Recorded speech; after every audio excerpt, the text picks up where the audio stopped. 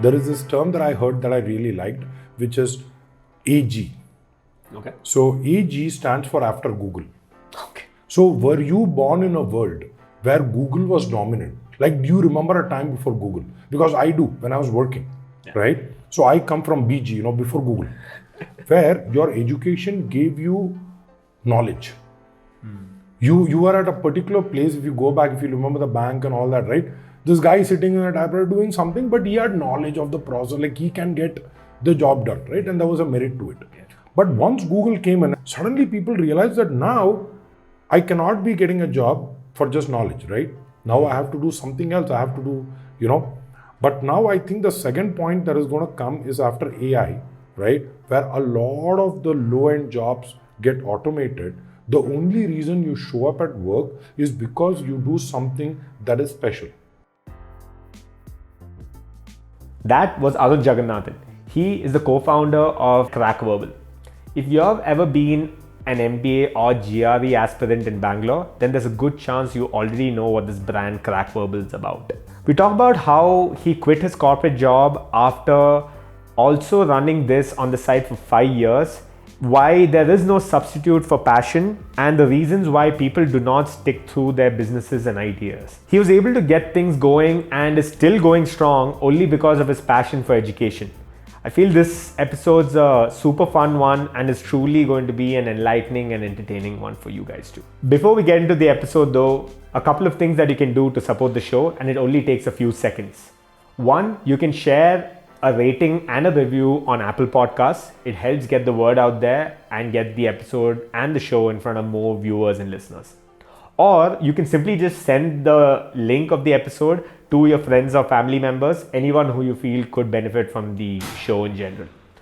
Or if you don't want to do any of that, you can simply just open up WhatsApp and share the link of the episode or the show over WhatsApp stories, and it easily gets the word out there. If you choose to do any of these, it would really help support the show and truly benefit others too. Alright, so that was the intro. Let's get right into the episode. This is episode 15 with Arun Jagannathan.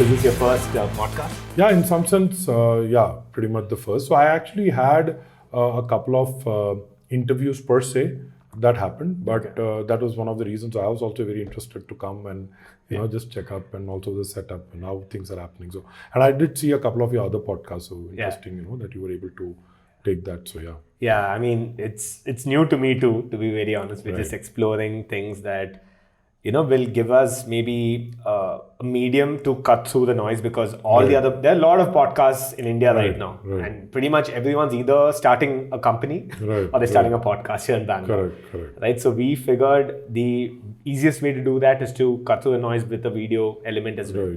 And then also focus a little bit on the production value, get the right kind of guests, get the right kind of conversations going, because obviously at the end of the day, quality and content is what sells, right? Yeah.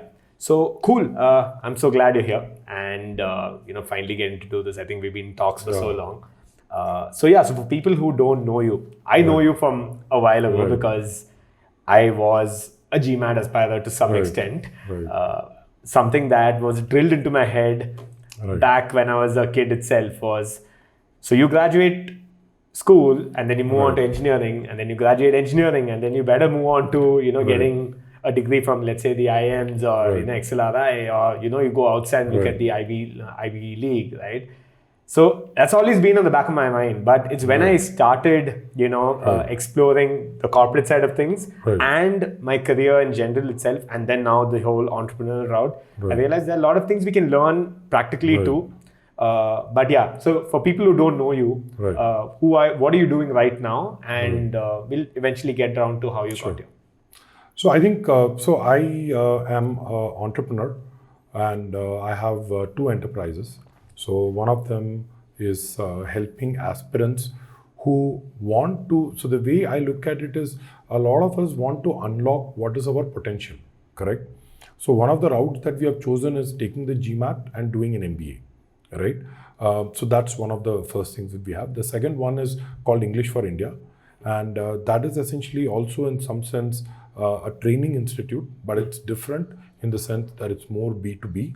We also have some B2C products that we have recently started, but these are the two setups that I've had, and I've been doing this for about a decade of my life. Okay. So so that's my story so far. Yeah. So, but surprisingly, you weren't in the edu tech field at all, right? Earlier, and this is something you just eventually started doing because I think you had a passion for teaching, right? So, I think just like you and just like me and just like most people, we all jumped into the corporate life right out of college. And I'm not even sure, you didn't even get a chance to do what you wanted to do with your undergraduate as well, or what you actually wanted to kickstart things off with. So, how do you get here? What is your journey like? So here's the very interesting thing that I tell people is that I am in the career of giving advice because I got terrible advice in my life. Right? So this is almost like I wanted to set something that was wrong. I wanted to set it right. Okay, don't suffer what I went through because so I grew up, my schooling and all that, I went to college. I'm slightly a little dated. So I did that in the 90s. And back in the 90s, if you kind of think about it, if you wanted to think of a career, a global career, right? Y2K bug was still in the air, right? People were like talking about going to the US, getting a green card. So I ended up, getting into a series of decisions, first starting with, maybe taking the science stream. Because back then there was a caste system. I don't know if it's still there, right? Where science comes on top and then there is commerce. If you can't do anything, it's arts. Right? Yeah. So I think a lot of us had this pressure that we had to do science. And the funny thing is, I hated science. And what I think is you tend to rebel, correct, as a kid. So I did it, but the funny thing is I sucked at, studying. And it was so anomalous because growing up in Gujarat, so I grew up in Gujarat. And in Gujarat, I think I was telling you the other day that not many people speak English, right? There are a lot of cities in India, unlike Bangalore, right? People don't speak English. So the very fact that I could speak English and I was good at quizzing, I represented my college in, national television. So people found this, kind of dichotomy, right? This guy who was great at a bunch of things, but, wasn't really good at studies. But that's really what happened, right? I ended up studying. I ended up getting my master's in computers. But not just an undergraduate. Yeah. I went like all in, right? Masters.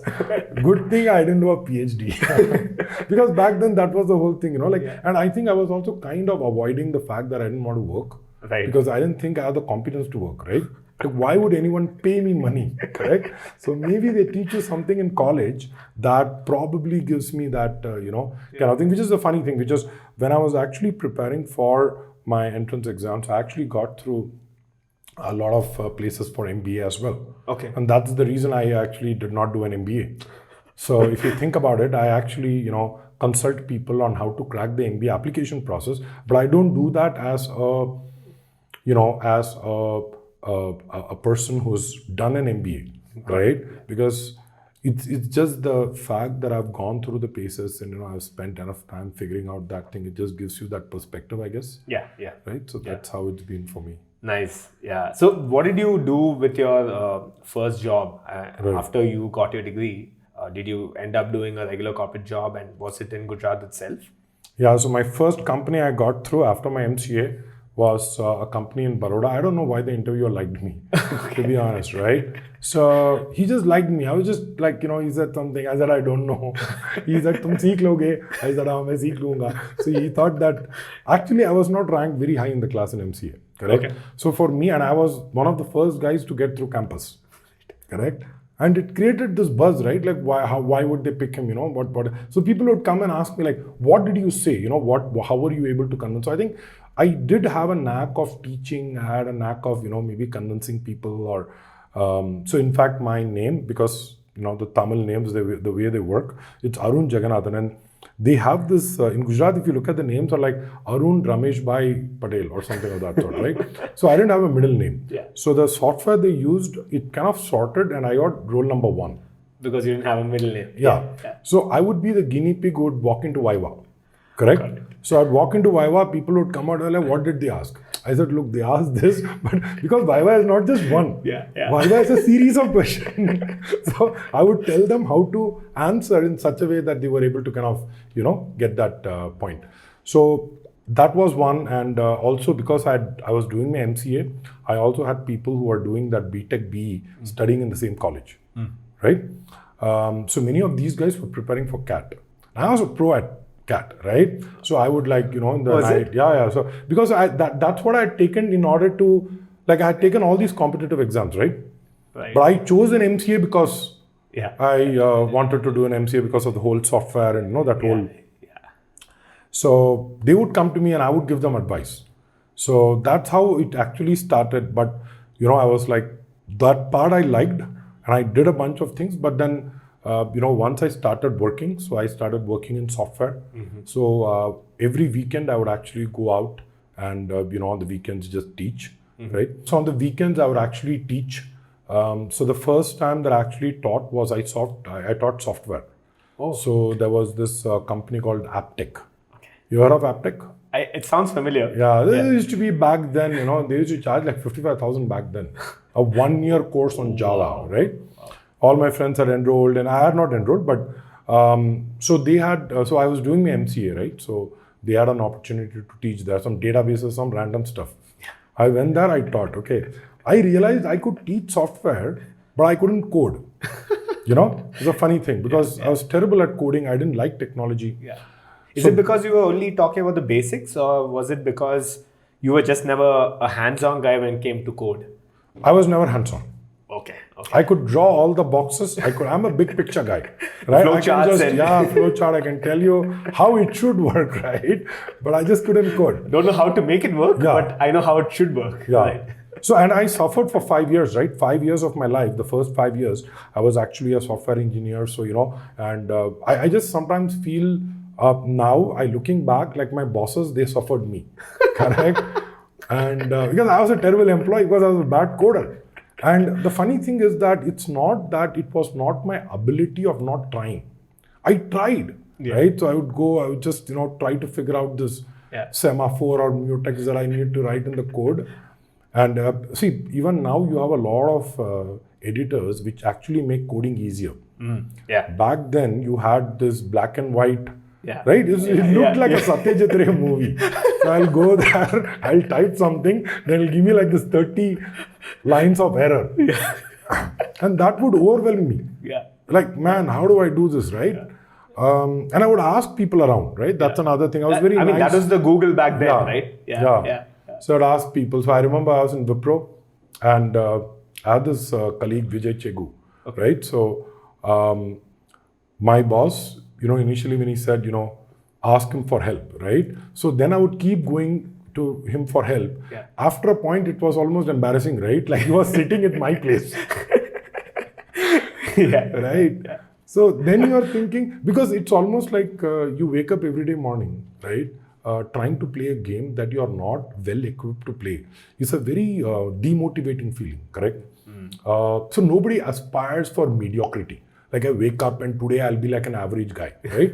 So I used to spend like long hours, right, trying to figure out things, but I just realized that I wasn't as smart as the guy sitting next to me. But what worked for me was my ability to maybe communicate and get things done. Which is when I interviewed, and with about 5 years experience, fortunately, I got into a company which, where I joined as a project manager. So that then, took me away from technology, and I just... A people person. Yeah, it was more of a people management job. And when I initially joined, they gave me a title which I didn't understand, but it was apparently a project coordinator. Right? The project coordinator is a flunky of a project manager. Right? So he gets to do all the dirty job like writing MOMs and stuff. But nobody told me this. So I joined. First 2 weeks, so I'm attending all meetings. So the project managers are thinking, and I am contributing also. Because I am thinking I am expected to, right? So then after like about a couple of months, my, boss, he calls me and he says, we are decided to promote you to a project manager. And I'm like, what the hell was I doing so far, right? So I think that's a good parable in some sense, if you think about it, that if we act what we want to do, a lot of people ask me, right, what should I do in order to get promoted? Yeah. I would say start acting that role where people should come and say, hey, are you not a project you manager? already are, right? Yeah. Correct. Then I said title is just a mere thing. And there are a lot of things, right? HR comes in and some point it also becomes a number of years of experience you have. Right. Because what happened is, as a project coordinator, I was like a superstar. Now I started functioning in my ikigai, right? Kind of, right? Where I found my true calling. I was like the Superman. Yeah. So I flew to the US. My boss was actually getting, relieved, like, they wanted a replacement. So they said, Arun, why don't you come over and why don't you take some of his accounts, till we find a replacement. And they actually found that replacement, and that was me. Okay. Right? Because I was so good at what I did. Yeah. They said, wow, why can't this guy actually do it? So I think that's another thing that happened to me in my career, which is my career progressed very fast. So if you see my career progression in the last 5 years of my life, I thought it was pretty steep in the sense I got promoted almost every year. Yeah. And that is because I suddenly started working in my zone, the things that I was. And that's the time, I used to look at other people and think, how the hell can he code so fast? Yeah. People look, how is he able to write such a nice email? Right? Or how he's able to conduct a meeting, or how he's able to talk to clients, or how he's able to. And this time, my ability to draw, the whiteboard, really came into play. Big picture stuff. Yeah. IT is a pretty hard place to be, man. I mean, right? Even as a project manager. It's so funny because that's pretty much been what my path's been like the last, the first 5 years of my life as well, right? The corporate life that I went through too, I was never a coder. I was never into coding in college itself. So when I had to submit the project, obviously you're using someone else's project. Right. You're getting someone else to do your work. Right. In exams, only I know how I passed, or I don't know. Right. But it's when I got into my first company as well, right? We were sold the role like it's a business development, business, an analyst role, but not so much. You're basically doing a regular IT job. Yeah. So I fell for that trap too. Yeah, of course. And the funny thing is, it's when you get started, you realize this is just not for me. Yeah. And I got to know that. I'd say pretty much from the get-go itself. The first month itself, I was put through a brutal boot camp training, and I was just like, what am I doing here? Right. I mean, I tried to run away, and there was a small interim, a gap where these guys had gone AWOL, and they didn't tell us whether we are going to get a joining letter and date, nothing. We've been told nothing. And then all of a sudden, half a year later, they're like, hey, you get to join here, come here, your boot camp happens here. Right. So, of course, I didn't sit idle. So, I went and joined, or at least applied to another company as a coder. But luckily for me, I had a very smart boss. The founder itself said, you're not a coder, man. Why are you even applying for this? I said, I'm just here to kill some time or actually get some experience under my belt. And at that point, he said, why don't you join the business development side? And we'll figure out, slowly get you to that bit, because you can write good mails, you can talk to people, you can talk to a lot of our US clients.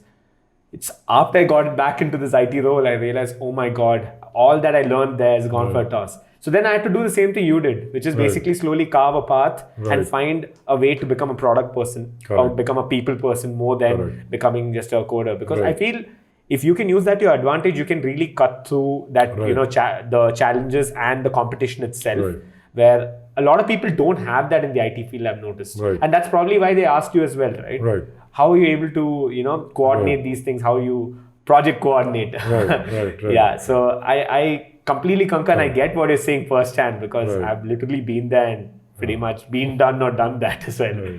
Yeah. So where did that take you?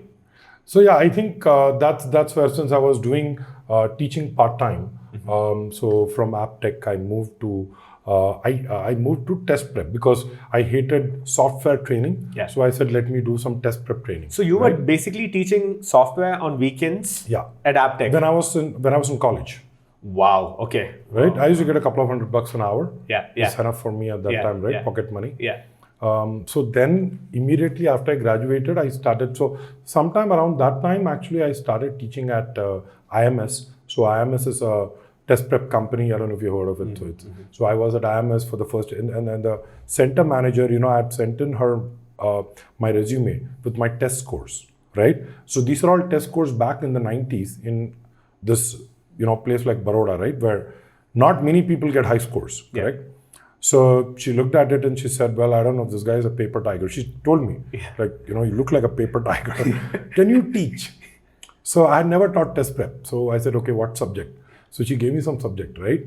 And I then went in retrospect, I was very naive, right? So I went, read books, I went online, I did a bunch of my own research, and then I had gone through the process myself, correct?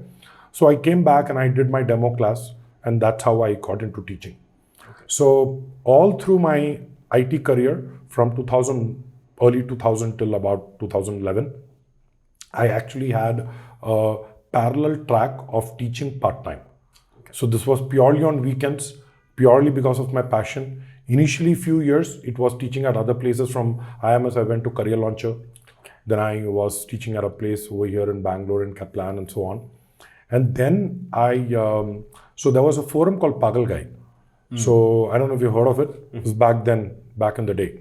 So Pagal Guy had, this whole forum of where people could go and advise on, MBA prep. So I was active on that forum. So a lot of people approached me. So by then my software job had gotten a little, I was able to move to project management, which was my calling. So then I said, well, I didn't want teaching as a, it was more of a refuge for me, right? Get away from coding. But I said, now I'm enjoying this, so I don't want to teach. So I stopped teaching. But because people knew me on Pagal Guy, they approached, they said, why don't you teach us? So I used you to were have quite active there. I was pretty active there. Okay. So then I had a thread which said, I will teach you how to crack verbal.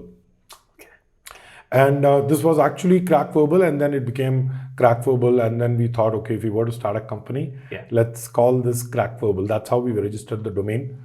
And, I thought, let's just start it off. And then that's been the journey. So I did that for about 2006 to 2011. Okay. So 2011 is when I finally mustered the courage to... Because see, what also happens is, because I got into project management and then I rose pretty fast, right? I became a delivery manager.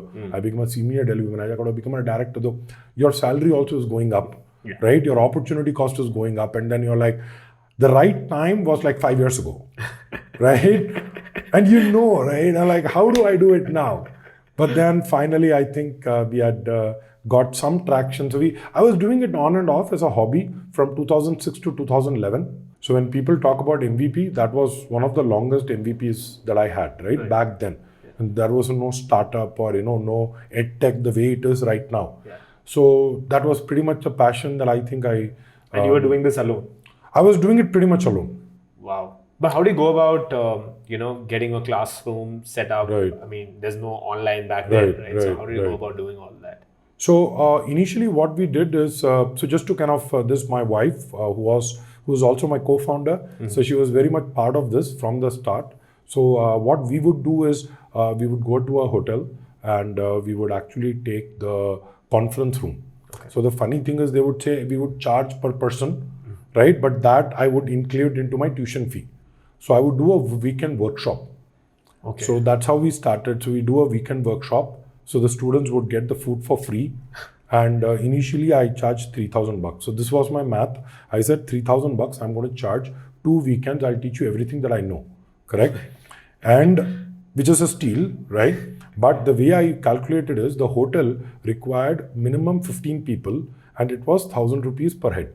So it was 15,000. So I said, if I get like 6 people, I get 18,000, right? 15,000, 3,000. That means I have a viable business model. Unless and until I saw that money, maybe somewhere the Gujarati thing kind of kicks in, right? I've seen this. You've seen this Harshad Mehta? Yeah. I kind of like, there is a part of me that's still Gujaratis. I like, true. That's true about Gujaratis, right?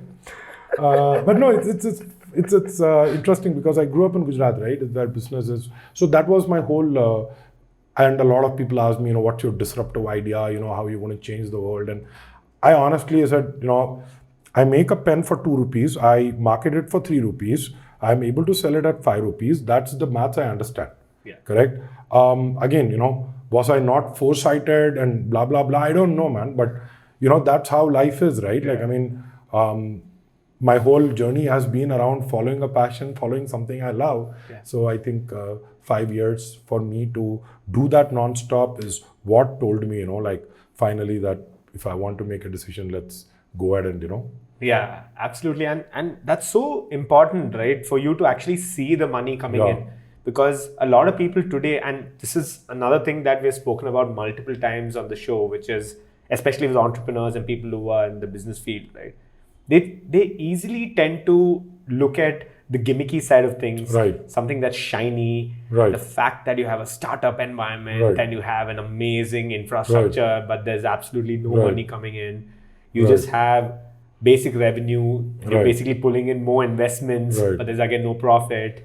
Right. And all of that just doesn't add up. But if Right. it goes back to the conventional mindset of running a business, Right. I think that goes a long way. If you are frugal or you Right. know for the fact that 1 + 1 equals 2, Right. and if I sell my stuff at 3, I've made that, Right. the 1 rupee I need, and that's all that matters. Right. And then all the other things automatically fall into place. Right. Because the moment you have liquid money, the moment you have Right. liquid, people as well, Right. to some extent, right? Right. I think a lot of people today don't see that. And Right. everyone's looking at what you said, Right. the disruptive side of things. And, how are you going to do something that no one else has done? I mean, how are you're not an entrepreneur, you're just a businessman, which is very, it's thrown around very flippantly, which is Correct. a funny world right now. And especially in Bangalore, because like I mentioned earlier, everyone's starting a startup. Correct. Every other person's like, oh yeah, I'm a founder, I'm an entrepreneur. And you see that in everyone's Yeah. bio nowadays. Right? Yeah. So yeah, I mean, and it's great that you literally waited 5 years, or at Right. least, is it because you actually wanted to see something, or did you set a date and say, you know what, let me wait till this date, see if it is working the way I have planned? Or is it just that you just needed that sort of reassurance, and that's when you decide, now I see that we've done it for 5 years and we can actually move ahead and make it a Right. full-fledged thing? So I wish I had that level of clarity to kind of say this. And it looks nice, right? To say, oh, for 5 years I did this as an MVP. So honestly, 2006, 2007, if you had come and asked me that, Arun, are you going to quit your job and do this? I would have said, you're nuts, right? Because that isn't so. It's like this, right? I like to watch IPL. Will I do that the whole time? I don't know, right? I mean, that's not something that I'm going to get paid. Who's going to pay me, or who's going to pay the bills? Yeah. And also, I think I was at that point, and I think everybody goes through that point, where I think in life, you are like this free bird when you are in college, okay? First thing happens, you need to get a job, right? That's your first commitment. Then you get married, correct? Yeah. Second commitment. Now you're like, suddenly you're a married guy, you can't do like a bunch of things. Yeah. Correct? Yeah. And the funny thing is, my wife was always working. Right. But still, you're supposed to be more, mature. And then I think the third level was when you get a home loan. So the moment you get a home loan, I like that. You said education, job, marriage, and then home loan. I'm not done. Yeah. I'll tell you the next one. Having a kid. Yeah. So just think about me. I was 35, right? I had all of this. I had an EMI, correct? Yeah. And it's so hard to throw that away, correct? And do it. But I was so convinced, that so the way I looked at it was, this whole regret minimization framework. If you have heard of Jeff Bezos, right? Yeah. So I just said, well, what's going. And see, I think 2011 the world was a very different place. So I think people did not do as much. I think now so now I see two ends of the spectrum, right? So one end of the spectrum, I see people who have not been working for like 3 years, and every time you go and talk to this guy, he'll be hanging out at the startup kind of event, the conferences, right? And yeah. And he would give me some new idea that he's working on and pivoting. So though I admire the tenacity, and there is no doubt on that, but I also think, hey, you might need to maybe get real work in a company, work in a startup, right? Yeah. Like work with someone else, right? Who's already got something figured out, learn from that, and then come back. And sometimes ideas work, but sometimes you just need to have that experience. And on the other end, I also see people who just have this thing, they just be talking about these ideas. They think I'm the guy who kind of broke the cage and flew away, right? All my other friends who are stuck in IT, right? So they kind of come to me and they say, hey, man, like, mere ko ek idea aaya. And I told them, look, I did that for 5 years. I earned money, correct? Before I quit. Your idea and $5 will get you a cutting chai, right? That's it. Nobody cared. I go to the pawn shop, he'll give me 10 ideas. Yeah. So I think somewhere the other extreme is also a little scary, that, people just talk about things and then creating an MVP and just getting started, I think is Absolutely. Yeah. And that experience definitely will go a long way. Yeah. Because a lot of people think if you don't get started early enough, Right. you're pretty much screwed. Like Right. you've lost your opportunity if you don't start a company in your 20s. Right. Now with the bar being set higher and higher, Right. or the age bar being brought Right. lower and lower, there are kids who are starting companies and Right. like, oh, do you see that kid who's killing Yeah. it in his teens? But it's already subjective, right? Right. If you, and I personally feel, at least with Right. the kind of experience I've had, and at least talking to individuals who have made it, right? People who have understood the framework, and the framework's extremely agnostic in the sense that it's not specific to a vertical, it's not specific to an industry. It's all very, the same framework can be applied to edutech, can be applied to automobile, it can be applied to pretty much anything. It literally Right. cuts across all that. Those things you only pick up when you actually work in a Correct. team. You working alone on an idea is very different from Right. you working with 10 like-minded or unlike-minded people Sure. on an idea, right? That goes a long way. Because I'm sure that things that you learned as part of your project managing or coordinating, right. you are still applying today, Yeah. right? Those things are not going to change, or you might have figured out, oh, this is working, I'll double down on that. Correct. These things don't work, let me just scrap them. Because when we were in the corporate world, right, you would have seen a lot of just namesake things being thrown around. We need to do this because the other guys asked for it. Yeah. And then you realize when you actually get around to it, it doesn't, we don't need to do all that. Right. But you also realize that along with that, there's so many things that they're doing, like force of habit itself. Right. It's become like a ritual, right? So I think that experience goes a long way. Correct. If you don't figure out the right way to balance between those things, Right. you're pretty much screwed, because you can have the best idea. I mean, everyone has an Right. idea. It's the fact is whether you can actually practically implement it or not. And I did this for a couple of months. Right. In the sense that I was running Tuxstand while I was in my corporate job. Right. I had to see whether things are working, and I'm Right. again doing everything alone here, right? So you really have to spend some time and see, nah, I've done it only for a few months, and you have literally gone ahead and done it for Right. 5 years. And the fact is, you said you've made money there, Right. and you have also ensured you're making money on your regular gig as well. Right. And then both together is, a plus Right. point. It doesn't affect or Right. disrupt anything in your life. So that's Right. great. Yeah. So yeah, how did you go about finally getting into it and saying, no, Right. I'll just get started now? How did you go about getting a team together and all of that? And again, the aspects that you personally might have not explored before, in the sense you were only teaching, Right. I think test prep, Right. and now you had to have a team around Right. education and edutech itself, right? How do you go about all that? So I think the first thing is, as I said, 2006, 2007, it was more of a passion thing. I never had this aspiration. So 2010, what happened is 2009 actually. So we had a, baby, Okay. right? 2008 end. So, 2009, my wife had taken a maternity leave, and then she was saying, you are passionate about. Was she also doing a corporate job? So she worked in HP. Okay. Right. So her office was finally in Mahadevpura, right? So over here. Yeah. So then after the pregnancy, she had to go back to work. The distance was kind of this. So we said, while, she's in between jobs, why doesn't she take up the job of, helping me with operations, right? So 2010, she kind of came in, and 2011 is when I was able to quit. But I wasn't able to quit because, of all the operational work that she was doing. So the plan earlier was that she would kind of then go back to corporate. Okay. Right. But then we realized that it made no sense because, both of us were able to take care of very separate. So she takes care of operation sales, the execution bit. I take care of the product, the big picture, the the strategy and all that stuff. So kind of that's how it's been working for us. Okay. So 2011 is when I finally decided to kind of, And just the two of you. just the two of us. So 2010 is when we got the office space. Okay. So we got this place. I think I was telling you in St. Mark's Road. Yeah, There is a yeah. Naturals ice cream. Yeah. So earlier it was a hotel next to it. Yeah. Then we moved to that place. It was on the first floor. Nahar. 9 Marks in Nahar. It was just adjacent to Nahar residency, right? Yeah. Right. Yeah. And it was a small classroom. So I used to teach on weekends.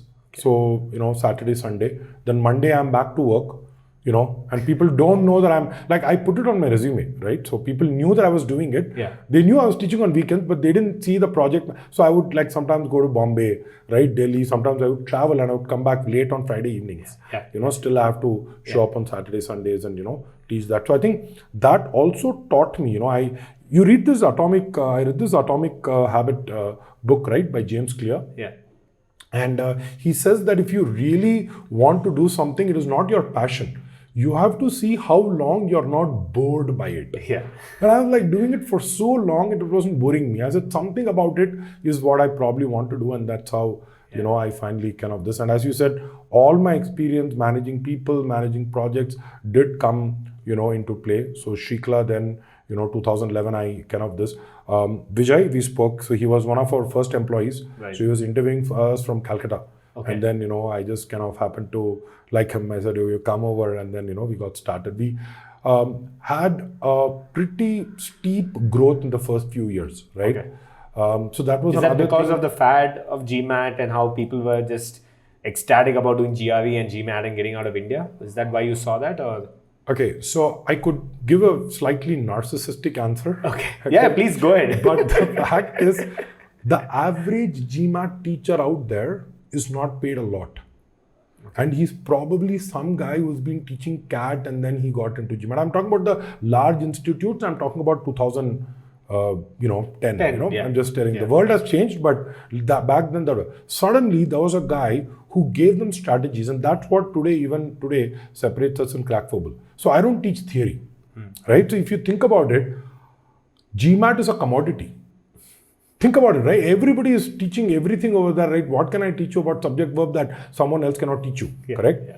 But what I try to do is I try to get into the strategy. I try to get into, you know, why are you doing something the way you're doing, getting inside the, you know, mind of a test taker, right? Looking at, okay, how do I approach this? What options? And that's what I think people really like. And that's what has kind of resonated with them. So that's what has been our USP right from day one. Okay. So back then, you know, it was slightly novel, slightly new in the market. So I think a lot of people took to it, which is why we got slightly, you know, steep growth in the first. So I think we crossed our first 1 CR of revenue in the second year of business. And I had not expected it, to be honest. I was like, man, like, is it so easy? But then you realize it's not true, correct? The like each of 1 CR to, you know, then to 2 CR has its own challenge. Yeah. Then to get to 5 CR, its own challenge. So I think each is like a orbital, correct? And you're constantly learning and you're going to the next orbital. So everybody is on a journey. I am also on a journey, lot to learn. But what it's done is, because I did this for now 10 years, now when people are talking about EdTech, and here is where, you know, the example that you gave where they are talking about young people, you know, getting into coding, and I know the company you're talking about. So, right? And it looks like, oh, you know what, I can teach you how to be Bill Gates. No, Bill Gates is you know, it's like a, what do you call it? It's one of those freaks of nature, right? Right? So it happens once in a lifetime, right? Or a Mark Zuckerberg, or right? You can't be that person. Yeah, you can't. You're just born that way. Yeah.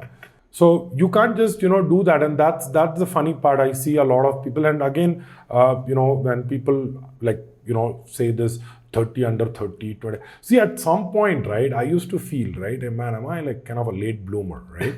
But then the more I think about it, I say, look, there are some people who learn from other people's mistake. There are some people who learn from their own mistake, right? So it's okay, right? You just do it, let's say maybe 10 years. But I think I'm very happy for the fact, because now where EdTech is, I think, you know, now we are actually bringing in technology at both EFI and at Crackverbal. We are bringing in technology, and we are trying to see what we can do. And the most EdTech entrepreneurs, and I'm not talking about all, I'm saying, you know, some of the whom I have met, they feel that technology is the answer. And somehow, you know, technology can magically, sure, I could be wrong, but I feel that there is also, you need to understand what you're teaching. There is some amount of content knowledge. There is a, you know, human, you know, interaction to it. So all of that, you know, I think is something that the pure EdTech players seem to miss. So we are trying to say, we are good at a particular, you know, place. How do we leverage technology? And it's taken me 10 years. to now finally say, yes, I got the disruptive idea. Yeah. Right? But it's taken me 10 years. I wish I had it 10 years ago, but I guess it's like, the best time to plant a tree was yesterday. Second best time is today. So for me, it's a great experience, and I just learned so much. Yeah. And it also makes you conscious of how much more you need to learn. Correct? And I see a lot of people looking at an MBA as an end goal. Correct? For them, like, I'll go to an MBA. And so it's like, like there is a conveyor belt. You put a joker on one side and, goes through the conveyor belt. On the other side, you have this, Armani suited, management jargon spewing McKinsey consultant who comes out, right? And that's really this thing. People expect that they try to externalize the problem. I don't know if I go do an MBA. That's the first thing that I tell them, that if you don't know where you're going, don't even, because MBA is like a 1.5 crore investment. Yeah. In terms of life, it's probably the second most. Getting married is first, right? That is undoubtedly number one. Yeah. But MBA is definitely up there, because 2 years of your life, 1.5 crores, 2 crores, that's the kind of opportunity cost, the kind of MBA tuition fees that you're looking at. If you're looking at even in India, right? It's like an ISB is 40 lakhs plus. Yeah. So who wouldn't, in his right mind, would throw away the comfort of his job and, put himself through 1 year of misery of not knowing whether you're even going to get a job? Correct? Yeah. With the current visa regulations and all of that happening. Yeah. So that's why I always keep saying you have to look at an MBA as a slightly longer term goal. Correct? So that's been our overall this on this. Yeah, I think a lot of people don't know this, but I had signed up for Crackverbal, at least my wife and I did, for a short duration. And we were there, and I think we did attend your class as well. I now that I'm sitting, I'm able to recognize also. I was able to. Yeah. I got it. I was going to ask you. I said, but then it sounded like one of those things. Like I was anywhere, like maybe, but I got it now. I remember. I don't know how, but I remember. Yeah. So this, just like you said, right? You either learn from someone else's mistakes, or you learn from just experience itself. Right. And I personally have reached a point now where I don't think I need an MBA. Right. And because it's like you said, you should look at it as though you're in it for the long run. Right. The MBA is not the end goal. It's how you pivot, use that, and then double down on everything you've learned, or the connections, because that networking is basically the biggest reason why people get an MBA nowadays. A lot of people don't know that. Because the Indian mentality is you go to IIT, IIM, you're set. And that's basically, to some extent, yes, because companies are there who are waiting to take you on board for sure. But there's the other side of the spectrum where people are like, I'll get an MBA, but there's no thought that's gone into where they're getting an MBA from. It's just an MBA because it's a namesake MBA. And then they come out and they realize that they're part of the same herd again. A guy who's gotten an MBA is basically sitting with another guy who's an undergraduate, or, basically that. And then the other side of the spectrum is people have flown there, did the MBA, and then they'll be sent back, and they're again here jobless. Which is just a sad situation to be. Now, if you are the kind of person who's gone there knowing that this is the kind of path I have to take, you would have already thought of a plan B, C, D. And you know for the fact you're coming back here, and you know that you have to now struggle and figure out how to get past that loan and 1.5, 2 CR and whatever it is, right? But you can't just get an MBA and say that tag's going to take you places. That tag's not going to, you are going to take yourself places. So that I've reached a point now, at least I know with what I've learned on the job, literally running a company. And I've been trying to stay extremely frugal, where we haven't spent too much on infrastructure, although we're still spending a lot today, where the market itself is down. A lot of companies that have moved entirely into tech are doing well. But on the other hand, the other side of things, where food and these regular markets itself have drastically suffered. And we are at that point. But what I have realized is that investing in yourself like this, and that's the way I've seen it, rather than having to spend 1.5 crore, I spend a few lakhs, thousands on myself or my company. I can learn and utilize this. And just like how you utilize your project management skills now, probably what I've learned now can be applied in maybe a corporate job. Who knows? So I completely get what he's saying, and this MBA thing is a big conundrum. But I'm going to make a case for MBA. And this is the reason why I tell. So whenever someone comes to me, asks me for advice, this is the first thing that I tell them, right? There are 3 things that you need to figure out. First thing you need to figure out is, where do you need to go? What are your goals? At some point when I looked at an MBA, my goal, I was an entrepreneur, right? So people ask me why I never thought about it. Why not an executive MBA? Because I was having so much fun in my career. Like during my day job, I was like, going up. I was in the US for some time, and I was doing very well for myself. In my pastime, I was teaching. I was enjoying. I said, why would I want to do that, right? Why would I give up all my life and do something? And so I think that's why I never got an MBA. Okay. But if you were to look at it today, if someone were to ask me, I would say, what's your goal? That's number 1. What is the transferable skill that you have, which will tell me that you will succeed in this job? Okay? You just can't just look at someone and say, I want to be a consultant, or I want to be an investment banker, right? Like that's the worst thing to do. Yeah. Because, if you think about it, a lot of decisions actually are taken when the kid is 15, right? So he takes science like me, right? Gets to 12th, gets into college, he just sleepwalks his way through college, right? And guess the companies coming on campus, all IT companies, and even IT companies, they have this hierarchy. They'll go to the top for like real good coding jobs, and then they'll do all the QA testing jobs, right? And you're suddenly sitting in one of these companies, tucked away in one of their campuses in Electronic City or someplace, and you just realize, like I did, correct? And people say, hey, I want to do an MBA, correct? But I think the more important reason is to look at, is there any other way for me to get there?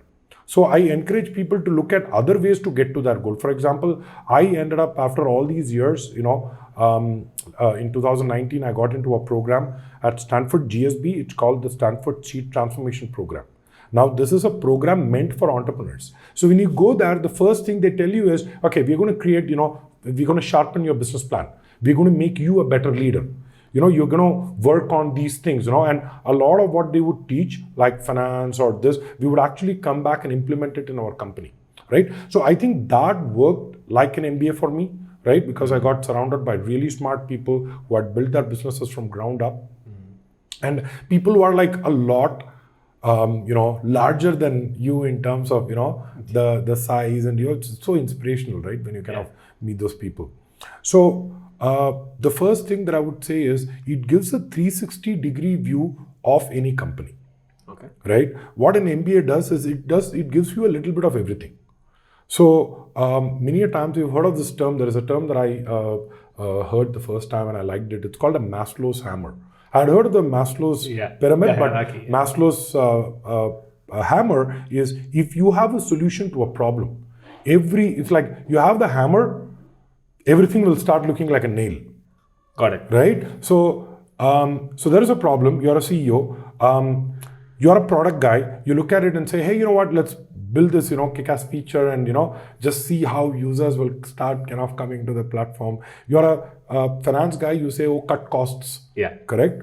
You're a marketing guy. You say, oh, invest in this, bring this celebrity influencer, blah, blah, blah. So everybody has a world view of solving the problem.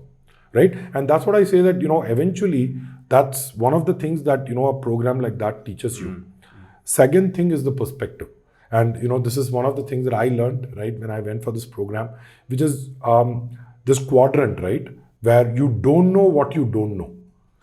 Oh, yeah. Correct? Yeah. Like you don't know. Yeah. I went and like, wow, like I had never heard of it, right? You always think that I don't know these bunch of things, right? But then you're like, wow.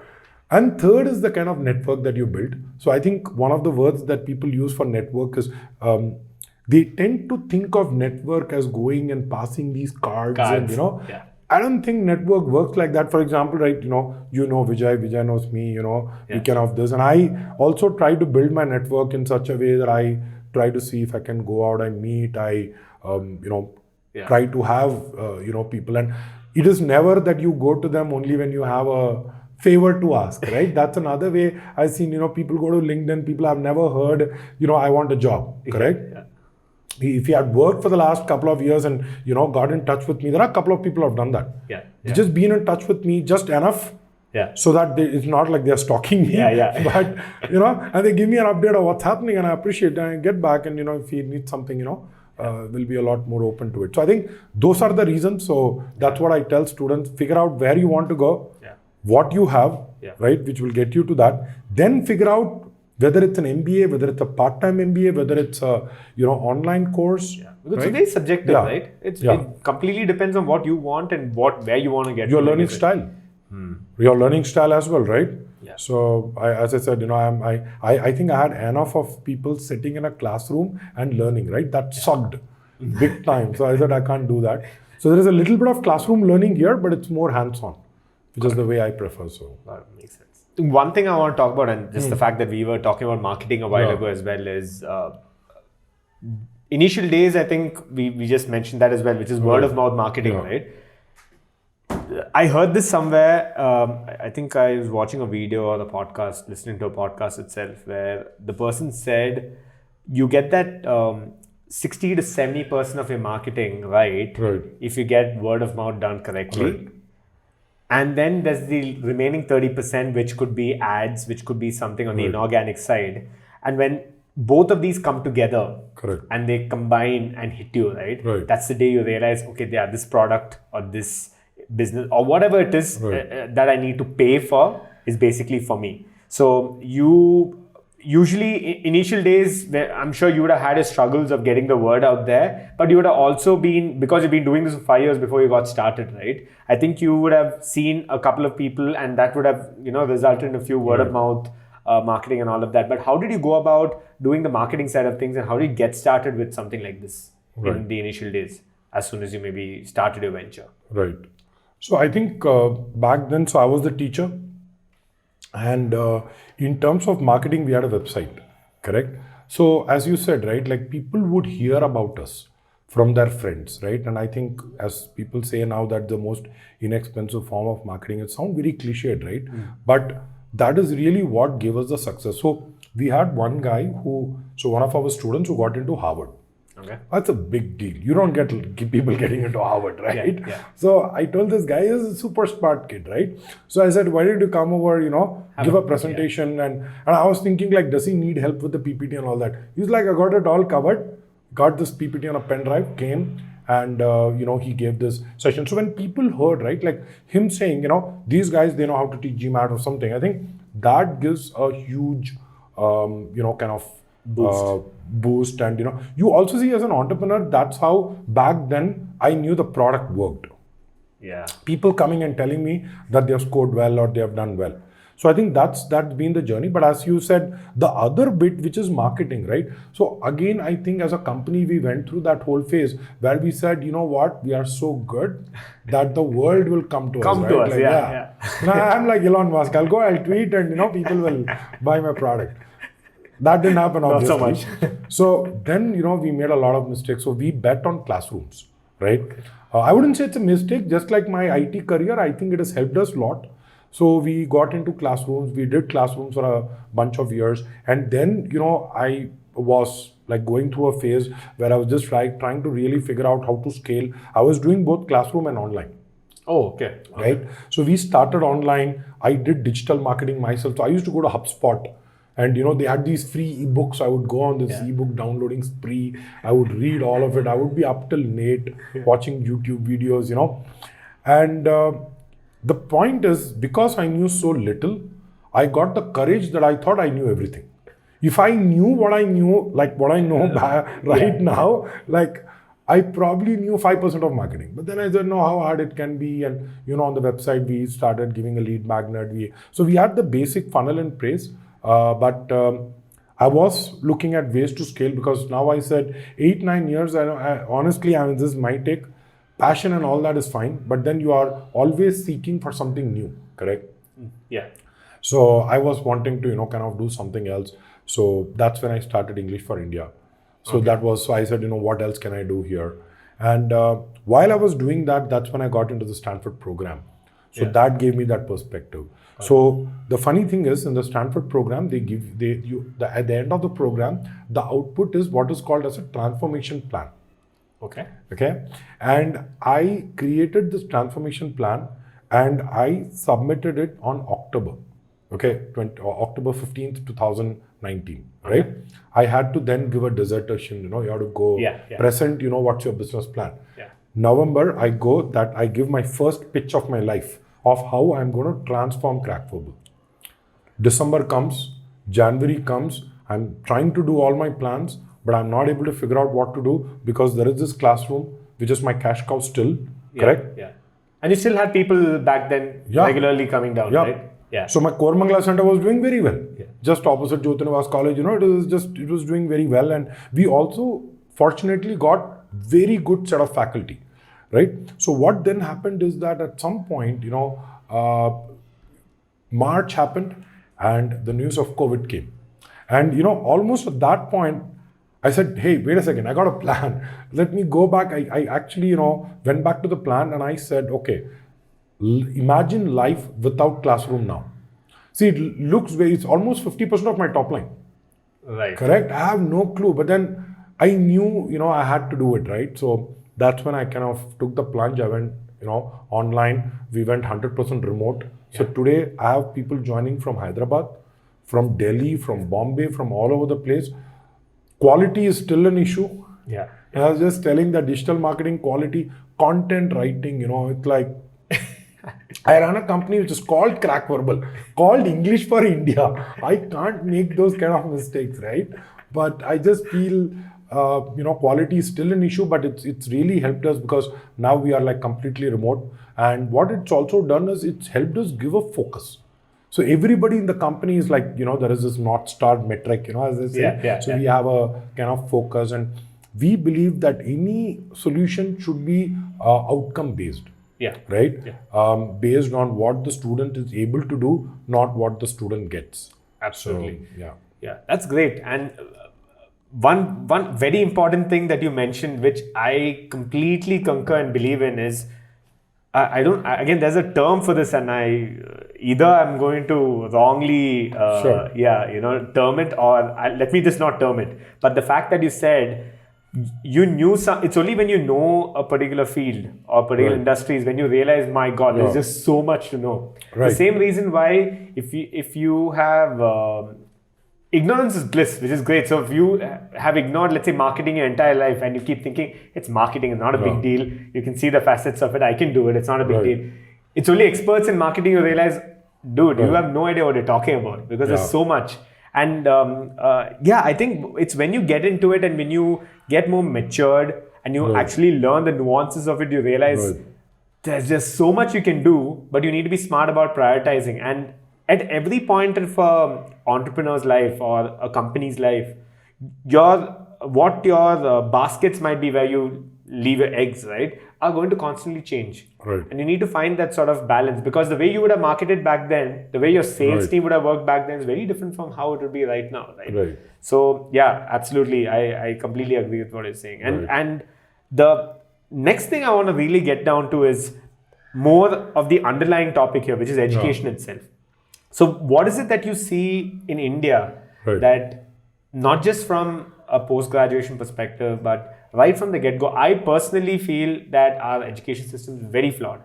And for so many reasons, right? Because everyone's worried about just marks, or everyone's worried about just getting the stamp of approval, because the whole MBA thing we spoke about applies to you graduating with ISC, honors, all of that. So all of those things matter as well. So what have you seen with your experience in, in just being in the teaching field? Right.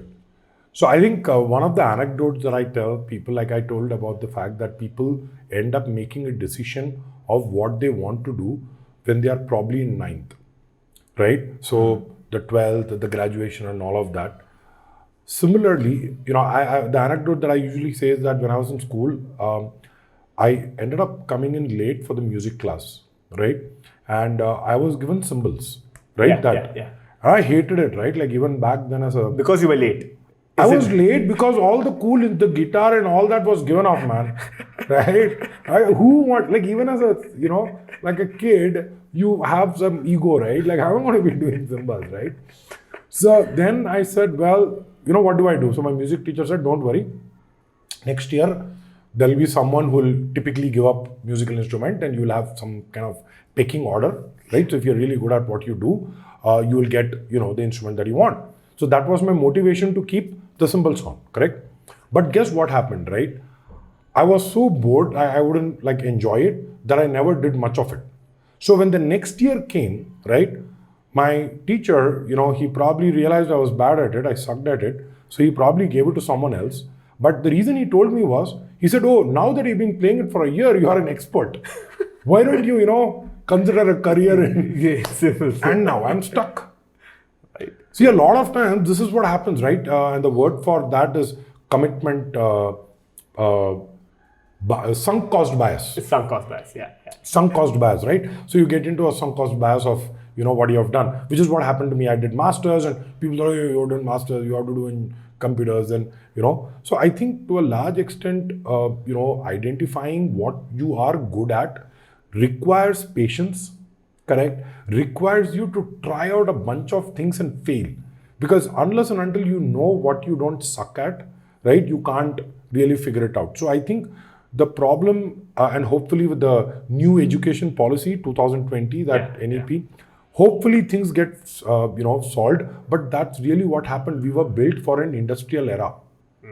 Why do you think work is 9 to 5, right? Like, why are colleges like that? You have this period, because science was where they taught engineering, because you were expected to work as a mechanic in, Ford Motor Company on the conveyor belt, putting something. So that's the thing where it's changing. My daughter is 11.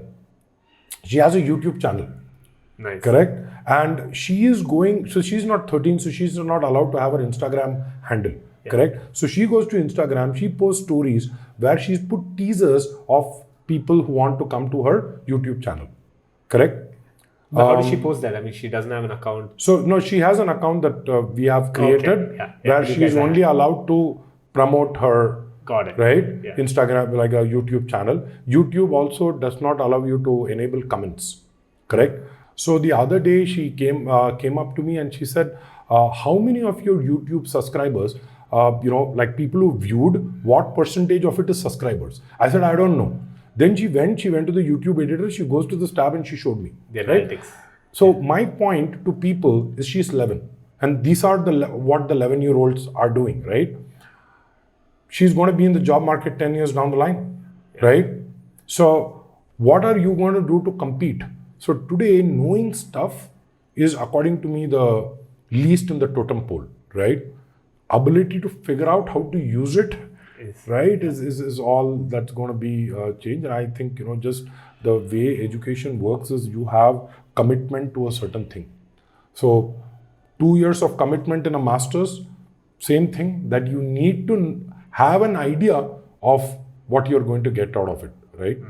And I think some of these places have made liberal arts, and there are a lot more options now from back then. So I think that is different. Even school is changing. Because I see this happening, with my daughter doing this online classes, right? So I see that and I say, well, it's not that bad. Correct? So exams, and they have become, at least from the time that I was studying, it has changed. But yeah, absolutely. I think I spoke to one of our previous guests as well about the fact that just simply knowing stuff is not going to get you anywhere.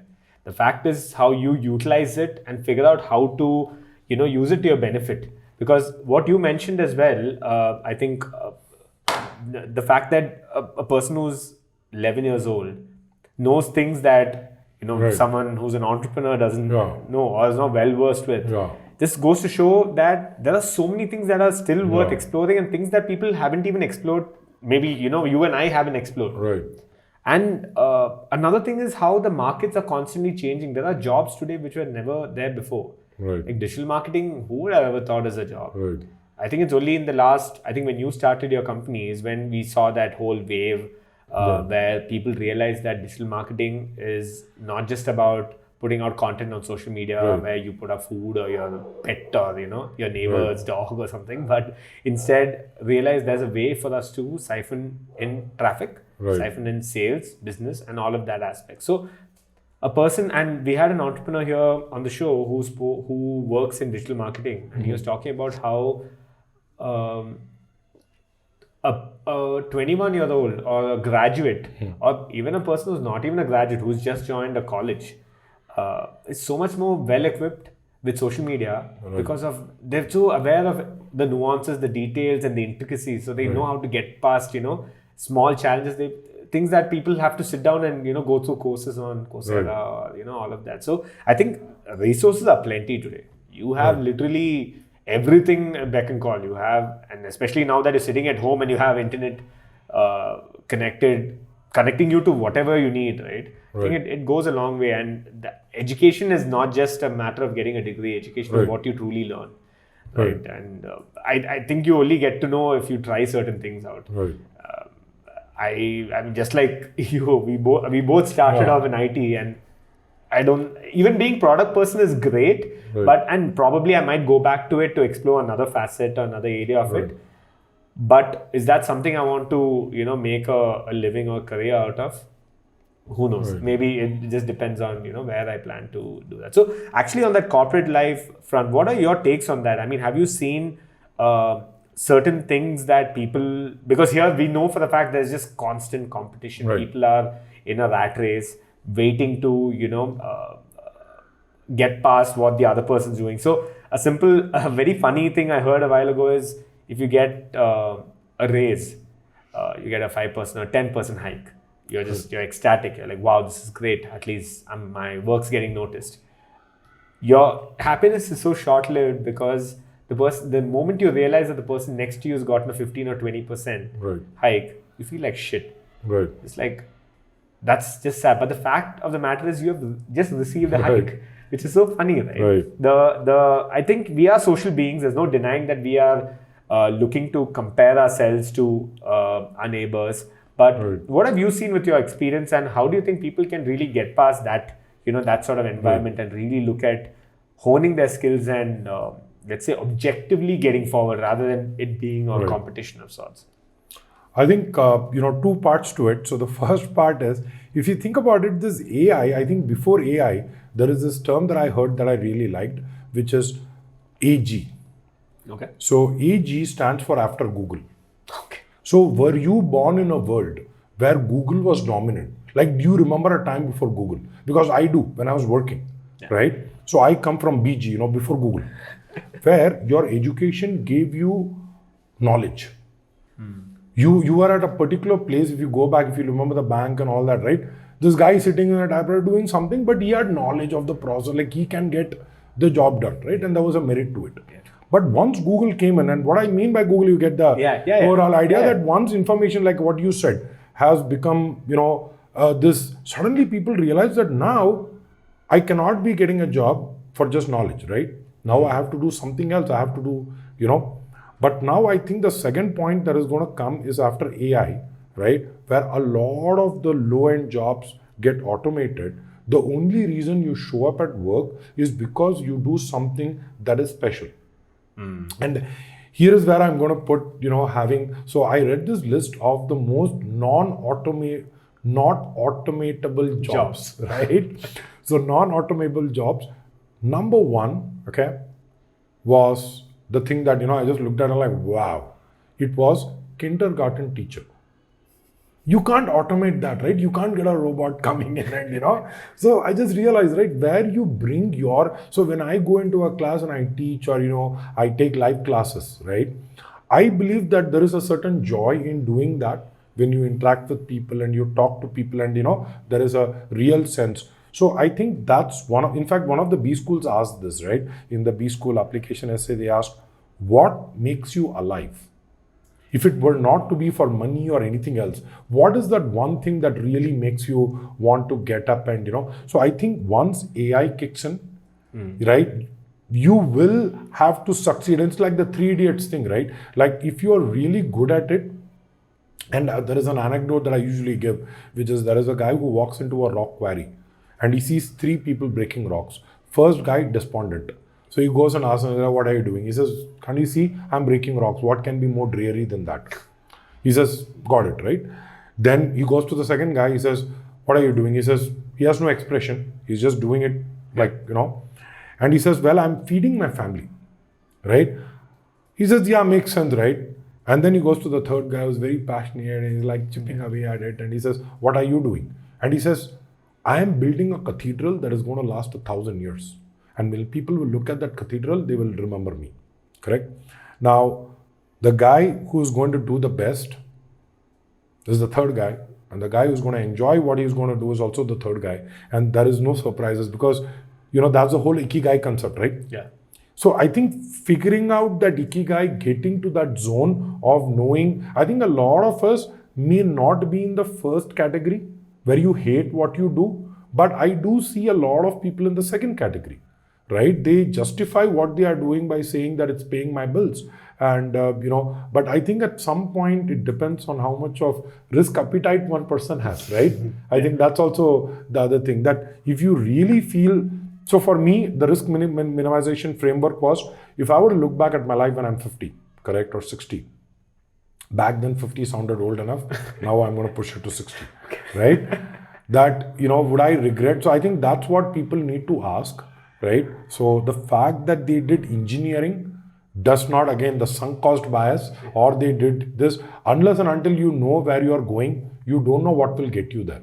Right. So, taking a test like Strength Finder, doing some kind of coaching, right? I think those are important things for us to really know what is it that we are good at and, try to figure out things in that. Yeah, absolutely. The fact that people, like you said, the sunk cost bias is so true, because if you spent even a dime or even an hour in something, the idea is that shouldn't go to waste, right? So the moment someone becomes an engineer, it's like that's pretty much it. You have, or we take a step back and say, oh, that person's signed up for science. Right. So there's no other way, two ways about it, right? Right.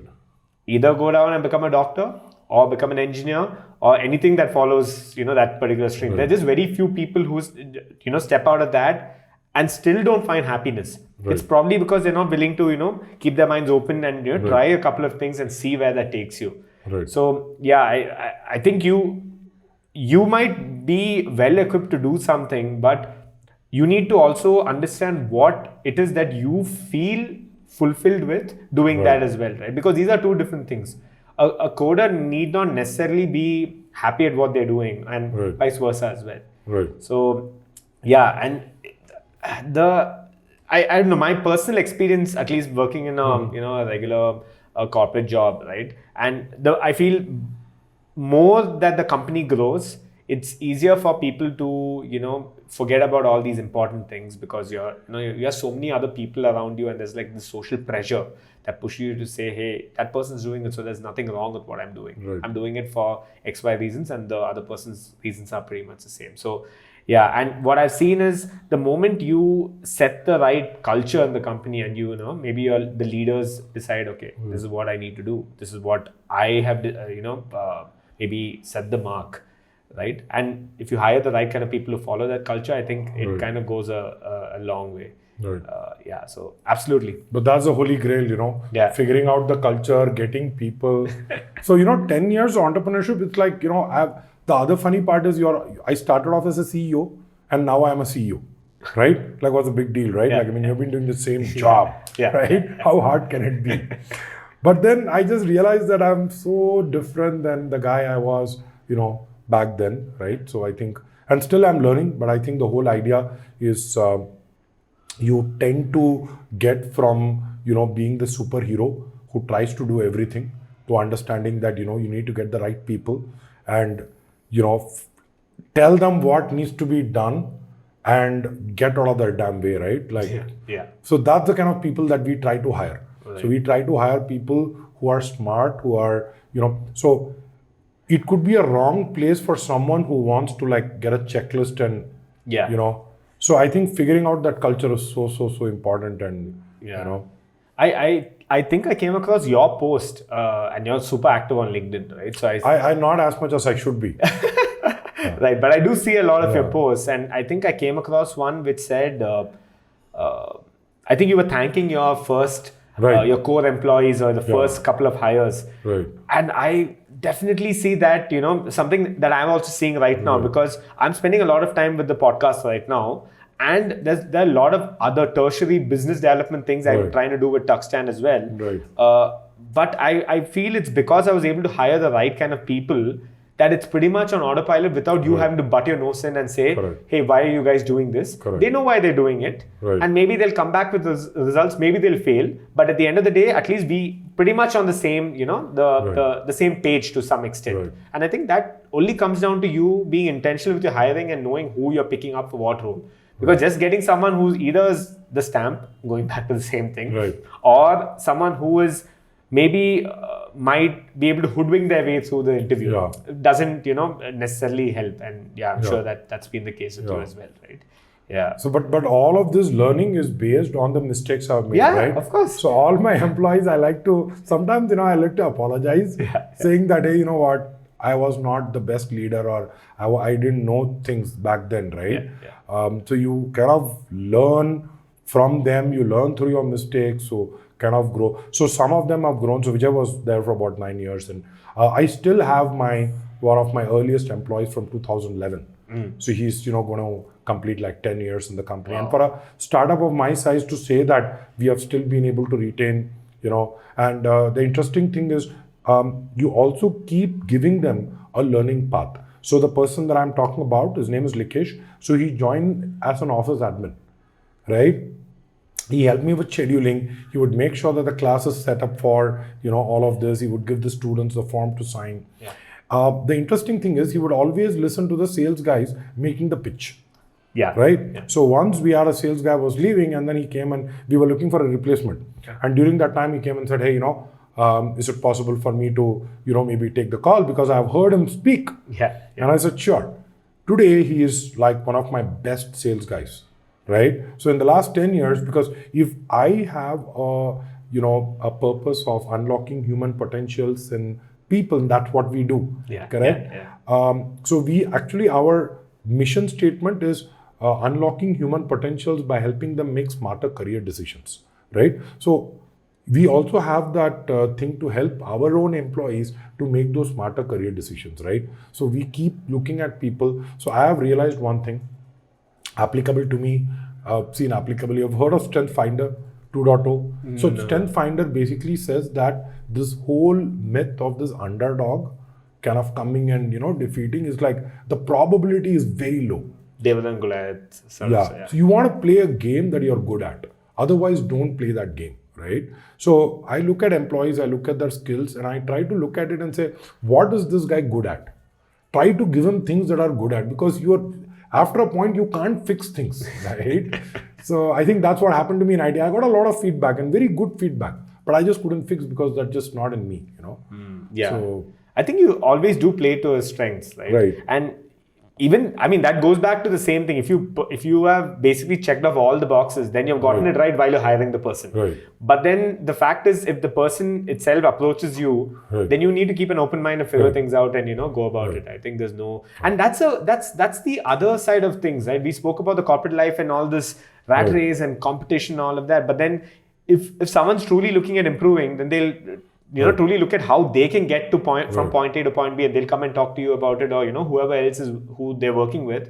So I think I can get there, provided you give me this opportunity. Right. Yeah, I think that definitely goes a long way. So I heard someone say this, right? And he said, in Bhagavad Gita, Lord Krishna says to Arjun that do your deeds, karam ki chinta mat karo. And he took it like a fatalistic thing. Like, main kya karu? Right? And I said, look, that's not what he's saying. He's saying that you do what you like doing. Whether you are successful or unsuccessful. So whether Crackpable would have been successful or not would have still not mattered to me. Correct? Because so this whole journey that people, look at, where they look at success as a goal. Right? MBA is the goal. Once I get an MBA from a top school, I'll be happy for the rest of my life, right? So it's the same thing. Like, it's like once it happened to me, I was trying to lose weight, right? And for me, the goal was to get to that point, right? And like they say in Atomic Habit, right? My goal was to run, let's say, 10K. So that was my goal. But then I realized that what I needed was a system that made me run every day. Correct. But once I reached my goal, what I realized is what I wanted to be was a runner. Yeah. Like I want to be a teacher. That's who I am. Correct. So I think that's the larger bit that I've realized. Yeah. I think the bit in the book in Atomic Habits where they talk about systems as opposed to Right. goals, because if you set up the environment correctly, then there's a good chance Right. that you'll end up there. Because if you want to be a runner or let's say lose weight itself, Right. it doesn't end at any point, Right. because the moment you stop that, you're obviously going to put on that weight again.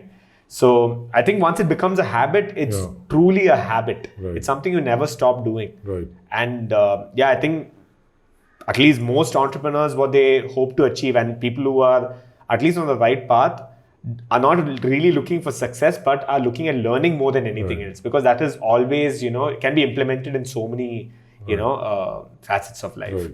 Right. Cool. So I think this is a good place to wind up things. Right. So if there's one thing I ask of all our guests, Right. which is if you had to put out one last message for everyone, Right. what would that be? So I'll do one thing. I'll go the consultant route. Okay. And I'll probably give you a top 3. Okay. Right. So I think the first thing that I feel is what we discussed, which is what I don't know that I don't know. Right. So I think every day the idea that there is so much out there. And today what has happened is, I could be wrong, but I see a lot of my students, they are so consumed with their digital devices, binge watching things on Netflix. Great, it's good to unwind, but I sometimes shudder to think that if I had all of this entertainment back when I was studying, right? Yeah, oh God. Like, man, right? That's the first thing, right? I mean, the fact that you have to be constantly learning, there is no destination to, that I've got it all figured out. Yeah. So there is this thing on Netflix called, there is this Sushi Master. Yeah. Jiro, right? Yeah. He's like 85 and he's been doing this for like 50 plus years. And he says, I'm still learning, right? So I think that's the first thing. The second thing is, the act of taking this plunge into entrepreneurship. So a lot of people come and ask me, Arun, how do I find my passion, right?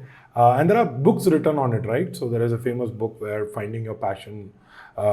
But I think to a large extent, I don't know what my passion is even now. I thought teaching is like this. Yes, teaching gives me the kick. Maybe I realize something else at 5 years down the line, which gives me a bigger high and bigger kick than teaching. So I think it's a constant exploration. Process, So you can't just kind of conclude on it. And the third thing I would probably say is that to succeed to a large extent, right? Finding your passion and all of that is one thing, but I think there are some hygiene factors, right?